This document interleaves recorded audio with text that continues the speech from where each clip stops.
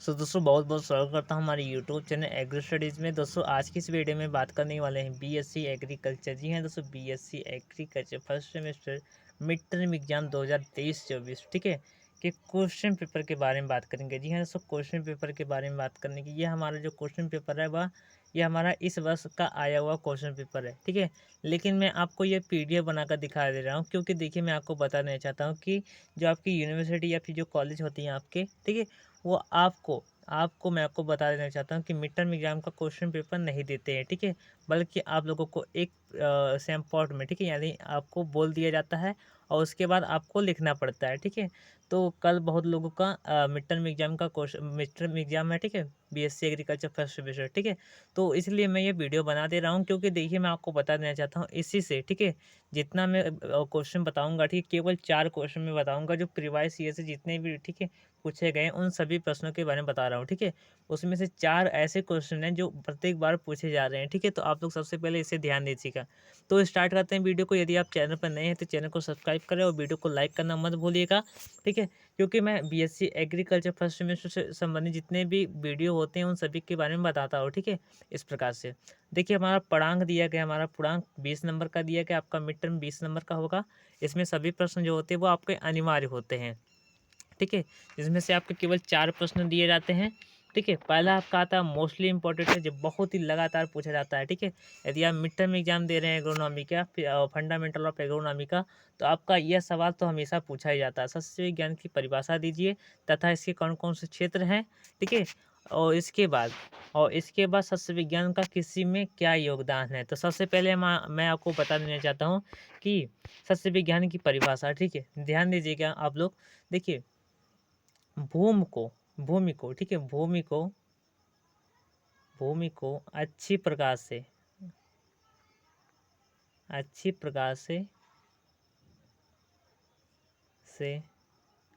प्रबंध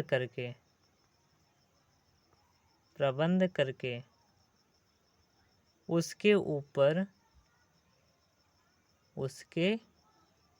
ऊपर वैज्ञानिक ढंग से, कौन से ढंग से, वैज्ञानिक ढंग से फसलों को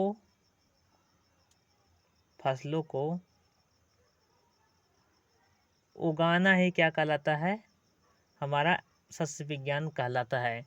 देखिए, जो सस्य विज्ञान है हमारा, वह लैटिन भाषा के 2 शब्दों से बना है, सॉरी, ग्रीक भाषा के 2 शब्दों से बनकर बना है। पहला हमारा क्या होता है, एग्रोस प्लस नोमोस। ये तो आप लोग जानते ही होंगे, ठीक है। एग्रोस का मतलब क्या होता है और नोमोस का मतलब क्या होता है, तो ये आप लोग जानते ही होंगे। यदि आप लोग जानते हैं तो कमेंट कीजिएगा, ठीक है। इस प्रकार से ये आप लोग समझ लीजिए कि आप लोग का मिड टर्म के एग्जाम में क्वेश्चन पूछने जाने वाला है, ठीक है। तो आप लोग सबसे पहले इसके बारे में बता दीजिएगा कमेंट में, यदि आप जानते हैं। नहीं जानते हैं तो आप लोग कमेंट कीजिएगा, मैं बता दूंगा, ठीक है। इस प्रकार से अब इसके बाद देखिए इसके कौन कौन से क्षेत्र हैं। देखिए, मोस्टली इम्पॉर्टेंट है कि सस्य विज्ञान की परिभाषा आप दे रहे हैं तो इसके क्षेत्र भी आप दीजिए। तो देखिए, जैसे अन्य समस्या का समाधान, जो हमारी सस्य विज्ञान है, ठीक है, अन्य समस्या पहले लिख लेंगे, अन्य समस्या। तो देखिए, जो हमारी सस्य विज्ञान है, यह हमारे हम लोगों के लिए गेहूँ, चावल जैसी फसलों को उगाते हैं और हमें भोजन प्राप्त करने के लिए, ठीक है, प्राप्त करवाती है, ठीक है, भोजन प्राप्त करवाती हैं, इसलिए समझ लीजिए, ठीक है। यानी कि सस्य विज्ञान जो है वो फसलों को उगाती है और उसके बाद, ठीक है, हमारे अन्य समस्या का समाधान करवाती है। दूसरा हमारा हो गया, दूसरा हमारा आता है, दूसरा नंबर, दूसरा आता है चारे की उपलब्धि, चारे की उपलब्धि। अब देखिए ध्यान दीजिएगा, जो हमारी सस्य विज्ञान है, ठीक है, ये चारे की उपलब्धि भी कराती है। चारे जो होते हैं वो पशुओं को खिलाए जाते हैं आमतौर पर, ठीक है। लेकिन ध्यान दीजिएगा कि देखिए, जो सस्य विज्ञान है वो चारे की उपलब्धि किस प्रकार से कराते हैं। देखिए, सस्य विज्ञान में कुछ ऐसी फसलें भी उगाई जाती हैं, ठीक है, भूमि को अच्छी प्रकार से प्रबंधन करके उसके ऊपर वैज्ञानिक ढंग से फसलों को आना, ठीक है, यानी चारे वाली फसलों को भी उगा सकते हैं, उसमें फसलों के अंतर्गत आती है। तो कहने का मतलब यही है कि जैसे हमारा बरसीम हो गया, ठीक है, इस प्रकार से जितने भी होते हैं, ठीक है, जो चारे वाली फसलें होती है उनको यदि आप उगा दे रहे हो, ठीक है, तो हमारा पशुओं के लिए चारे की उपलब्धि हो जा रही है, ठीक है, चारे की समस्या का समाधान हो जा रहा है। ठीक है। तीसरा हमारा आता है राष्ट्रीय आय में योगदान, राष्ट्रीय आय। ठीक है। चौथा हमारा आता है रोजगार का सृजन, रोजगार का सृजन। और पांचवा हमारा आता है भूमि का समुचित प्रयोग, उपयोग। ठीक है। भूमि का समुचित उपयोग यानी यूज। देखिए जो हम फसलें उगा रहे हैं, ठीक है, सस्य विज्ञान के अंतर्गत देखिए इसके क्षेत्र में हम फसलों को उगाते हैं जिससे हमारी जो मतलब जो हमारे क्या बोलते हैं, जो हमारी फसलें होती है, ठीक है, वो भूमि का उपयोग कर लेती है जिससे, ठीक है, अन्य कोई कार्य नहीं किए जा सकते उसमें, मतलब कि ये फसलों को उगाते हैं और उससे धन प्राप्त करते हैं। पाँचवा नंबर हमारा हो गया। छठवें नंबर हमारा आता है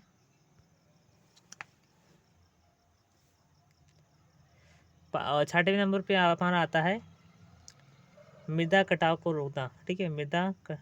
अपरदन को कम करना, को कम करना, इस प्रकार से आते हैं। ठीक है। तो इस प्रकार से आप लोग समझ गए होंगे। ठीक है। तो आप लोग अच्छे से एक बार पढ़ लीजिएगा, आप लोग बहुत बढ़िया से समझ जाएंगे। ठीक है। इस प्रकार से नेक्स्ट हमारा आता है भू परिष्करण की परिभाषा दीजिए। देखिए भू परिष्करण को बोलते हैं टिलेज। क्या बोलते हैं? टिलेज। ठीक है। टिलेज, ध्यान दीजिएगा टिलेज के बारे में। फसलों के, ठीक है, फसलों की बुवाई से लेकर, ठीक है, यानी कि फसलों के अंकुरण से लेकर फसलों की कटाई तक, ठीक है, उसमें, ठीक है, यानी फसलों में जो कृषि क्रियाएं की जाती हैं जैसे निकाई, गुड़ाई, ठीक है, बुनाई, इस प्रकार से जो भी की जाती है उसे क्या बोलते हैं? टिलेज शब्द दिया गया है। ठीक है। जो टिलेज के फादर कौन है? तो देखिए जो हमारे भू परिष्करण के जो फादर वो हमारे डोकुचेव है। कौन है? डोकुचेव। डोकू, एक मिनट में आपको स्पष्ट रूप से दिखा दे रहा हूँ, डाकूचेव। ठीक है। अब इन्होंने कौन से बुक लिखा था? हॉर्स होइंग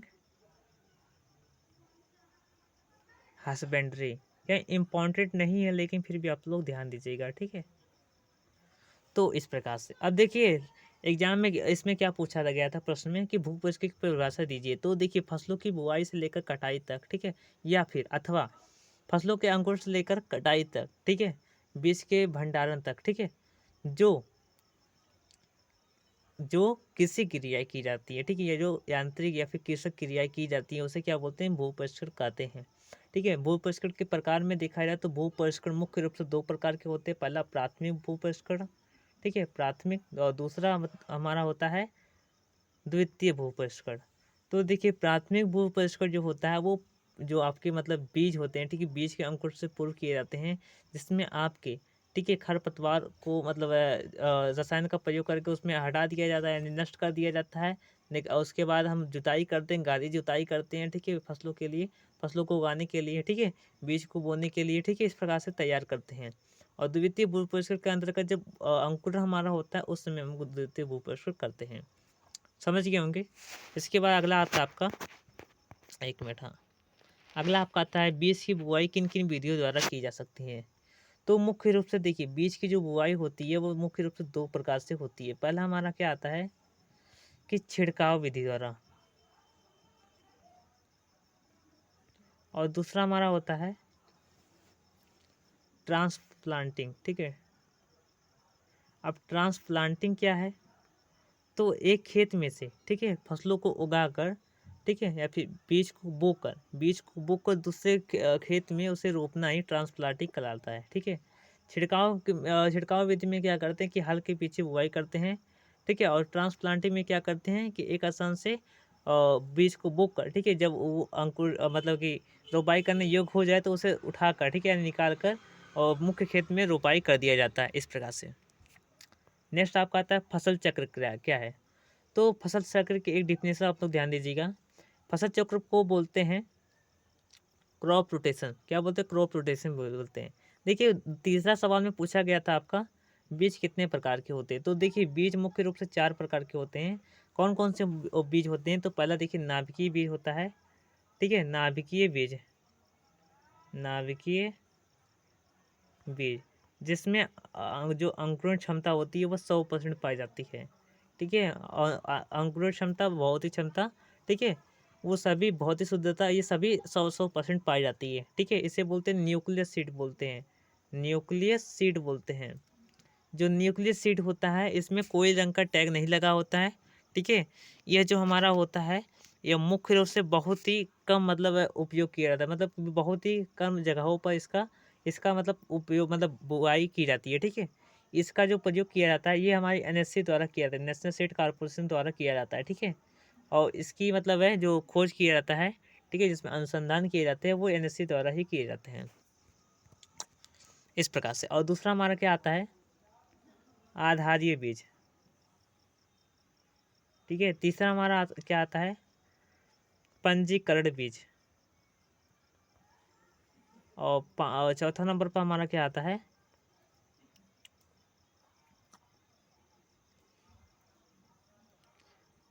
चौथे नंबर पर हमारा था सर्टिफाइड यानी प्रमाणीकृत बीज। क्या था हमारा, प्रमाणीकृत बीज, प्रमाणीकृत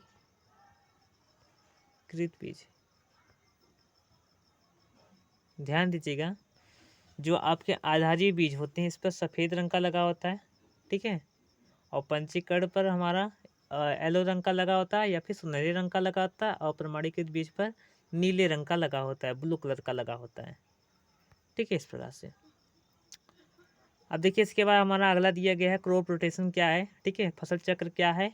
देखिए फसल चक्र, फसलों को क्या करते हैं, फसलों को क्रमबद्ध, ठीक है, क्रमबद्ध उगाना। ठीक है, जैसे उदाहरण के तौर पर हम समझ लीजिए कि एक वर्ष गहरी जड़ वाली, मतलब गहरी अंदर जाकर, या फिर ध्यान दीजिएगा थोड़ा। ठीक है, आप लोग पढ़ लीजिएगा, बुक में बहुत अच्छे से दिया गया होगा। ठीक है, मैं इसके बारे में अच्छे से नहीं जानता, लेकिन आप लोग ध्यान दीजिएगा कि एक वर्ष अधिक जल मांग वाली जल मांग जो मांगती है। ठीक है, इसके बाद दूसरे वर्ष क्या करते हैं कि इससे कम जल मांगने वाली फसलों को उगाते हैं। ठीक है, इस प्रकार से। और पहले वर्ष क्या करते हैं, और कुछ ऐसे ऐसे बहुत सारी करते हैं। ठीक है, इस प्रकार से। सो दोस्तों आज की इस वीडियो में बस इतना ही, जल्दी नई वीडियो में मिलते हैं, तब तक के लिए बहुत बहुत धन्यवाद। इसका पीडीएफ मैंने टेलीग्राम चैनल पर अपलोड कर दिया हूँ, यदि आपने नहीं जोड़ा है तो आप लोग कमेंट कीजिएगा, मैं आपको जोड़ दूंगा। ठीक है, सो दोस्तों बहुत बहुत धन्यवाद वीडियो देखने के लिए। जय हिंद, जय भारत।